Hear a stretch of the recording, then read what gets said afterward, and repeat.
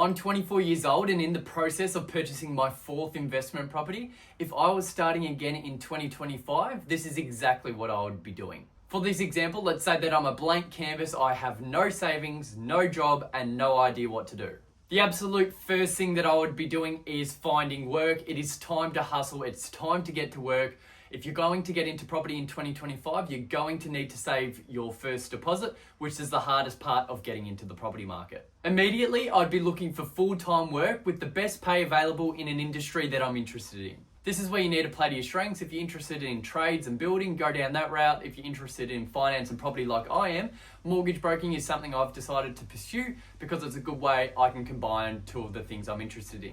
Now, it's quite hard to get ahead financially just on a 9 to 5 these days, especially if it's an entry-level job. So on top of this full-time job, we need to be either looking for more hours and work or a second job. If you work in the trade industry, there may be an option for you to work some overtime, but if you're like everyone else and you've kind of got your set hourly week for your 9 to 5 job, then you would need to be looking for a second job outside of that. And it's so important that this second job is an easy job. It's a job that you can turn your brain off and do without even thinking, because if it's too mentally or physically draining, you're likely going to burn out working the two jobs. This is one of the reasons that I work at BP, which is a petrol station. I can just show up to work. It's a cruisy job. I turn my brain off and I just get through the shift. Not only is the work easy, but it's also a very accommodating job around my 9 to 5 hours. So if I want to do night shifts, this is the kind of job that works well with it. If you want to do night fill at a supermarket, that's also another great option. But for me, BP is just very solid. I love BP. It's the cruisiest job I've ever had, and I get around 35 an hour midweek and 45 an hour on weekends, which is pretty crazy money considering how much work we actually do. Now, it does sound like a lot of work at the start if you're going to be working a full-time job and then also another job on top of this, but I promise you the hard work will pay off. You'll get used to it once it's in your routine, and when you start seeing the results of your hard work, it's bloody addictive. Now that I should be earning some decent money, and I want to make sure that I'm putting this money to work for me and also making sure that I'm not wasting it. It's here where I'll be setting myself a goal to save for the year and working backwards to try and work out how I'm going to make this happen. For example, my goal for this year is to save $60,000, which works out to $5,000 a month. Once you know how much you need to save per month, this is where you can go through your bills and expenses and work out how you're going to make this happen. You may need to tighten the belt a little bit to get this plan working. Now, my biggest tip with setting up a budget is you need to include some fun money within your budget, or I can promise you, you will not stick to it. It's like those diets where people just go, I'm cutting out carbs, I'm cutting out sugar, and then 2 weeks later, they've already relapsed and they're back to their normal diet. You need to make sure that it's sustainable and something you can keep up long term. So whether it's having beers with mates, traveling, going to the movies, whatever it is that you do for fun, you need to include this into your budget or you will not stick to it. This is so important, especially when you're working the two jobs, because it can be easy to burn out. So you need this time to have a little bit of fun and let the hair down. The next step, and by far the most important thing that I would be doing, is prioritizing my self-education. Looking back on my journey and all of the things that I have achieved while purchasing these properties at such a young age, I don't have too many regrets. But one regret I do have is not putting enough urgency on educating myself sooner. I did get there in the end when it came to education and working out how to actually buy, how to structure all the things around buying property and building a portfolio when you're young. But if I learned it earlier, I would have been into the market earlier and my results would have been even better than they are. At the beginning when you're starting out, I would only be looking at books and podcasts, and they're a great way to get your understanding on the fundamentals of property.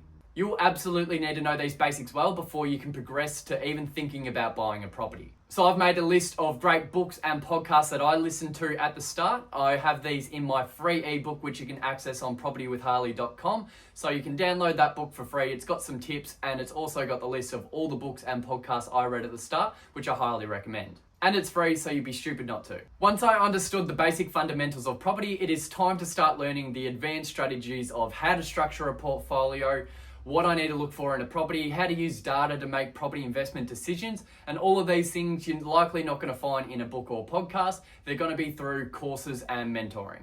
Now, these are not the only places that you can learn exactly how to buy well and how to use data to make good investment decisions. You can do this on the fly while actually purchasing property. Many people have done this, but it just opens you up for more chance of making a mistake when you don't know what you're doing. So I've spent around $10,000 on courses and mentoring to make sure that I have the right information and know exactly what I'm looking for before I was to make a big decision, which is buying a property for a few $100,000.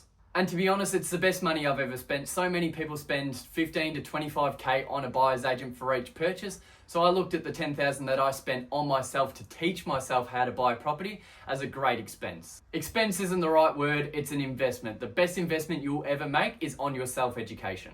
Not only did I spend this money on educating myself, but it was also around this time where I'd be trying to form the A-team around me. So when I refer to my A-team, it's my accountant and my investment savvy mortgage broker. Both of these who have very large portfolios of their own. They've been great to bounce ideas off throughout my journey, and ultimately you only want to be listening to people that have done what you want to do, no one else. This rolls on to my next point, which you should be trying to find 2 mentors for you to chase. Your goal for this is to find 2 people that are living a life that you want to live. So the first person you want to find should only be a few steps in front of you. So for me, I have a mentor that I look at. He's not a public figure by any means, but he's a 27-year-old. He has 7 properties, and I really like the way he's built his portfolio.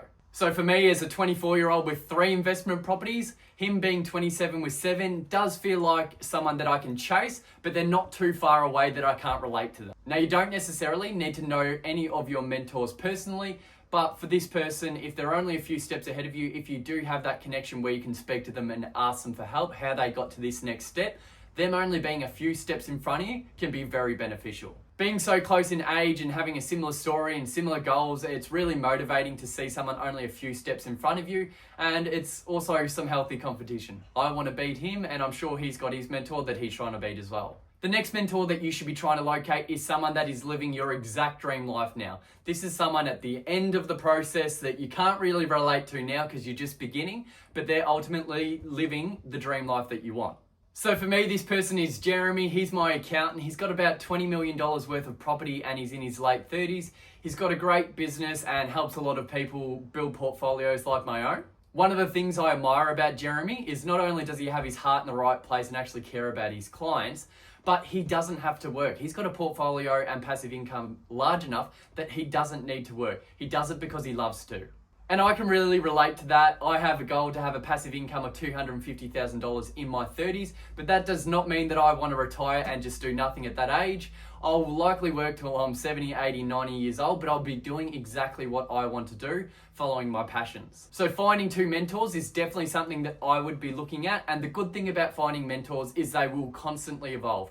As you level up yourself, your mentors will level up naturally. So for that first mentor that I have that's 27 with 7 properties, once I've hit that level, he may no longer be my mentor. It might be someone that's 32 and he has 15 properties. It might be someone with a business that I like. I don't know what it may be, but it's natural for your mentors to progress and for you to outgrow your mentors. That's what growth's all about. My final point would be to stay consistent and don't be afraid to take action. Rome wasn't built in a day and neither will your property portfolio, but if you stay the course, you stay grinding, you stay budgeting, you keep putting this work in and showing up, I promise you the results will come. A couple of years ago, I was 22 years old and I had 0 property and not much of an idea. 2 years later, I'm about to buy my 4th property as a 24-year-old and I've seen a lot of growth just by showing up each day. And I'm the perfect example of if he can do it, bloody most people can do it. Because there's nothing about me that's special. All I do is I work a lot, I educate myself and I take action. Now, many people will watch this video and then just go on with their day. But it says to me that if you're at this point in my video, that you actually care about taking action and trying to better yourself in 2025. All you need to do is take action, whether it's ordering that book you've been recommended, it's going and downloading my free budget tool to set that up, it's setting goals up, speaking to that mortgage broker that you've been putting off. It doesn't matter what it is, but just do something so that you're one step closer to achieving your goals in 2025. So back to the point of the video, if I was starting again in 2025 as a blank canvas, I would be in the best position financially I could be in. I would have the required education needed to be making a wise investment decision, and I would also feel ready to be able to take action. And that, my friends, is how you're going to win 2025.